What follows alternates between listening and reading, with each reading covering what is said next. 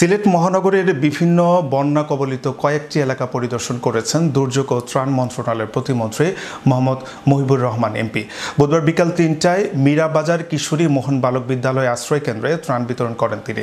এই সময় নগদ ১০ লক্ষ টাকা, ১০০ মেট্রিক টন চাল ও ২,০০০ প্যাকেট শুকনো খাবার ত্রাণ সহায়তা প্রদান করেন প্রতিমন্ত্রী মোহাম্মদ মহিবুর রহমান এমপি। প্রতিমন্ত্রী এ সময় বলেন, বাংলাদেশ একটি দুর্যোগপ্রবণ এলাকা, এর মধ্যে সিলেট অন্যতম অঞ্চল। সিলেটের বন্যা পরিস্থিতি মাননীয় প্রধানমন্ত্রী গভীরভাবে পর্যবেক্ষণ করছেন এবং প্রতিনিয়ত তিনি এর খোঁজ খবর রাখছেন। এই বন্যা কবলিত মানুষকে দেখার জন্য আমাদের প্রিয় নেতা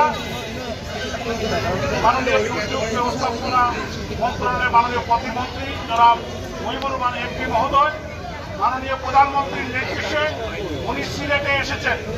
যে এই দুর্যোগ মন্ত্রণালয় শেখ হাসিনার নেতৃত্বে কাজ করে, সুতরাং আপনাদের সুখের দুঃখে আমরা আপনাদের পাশে আছি।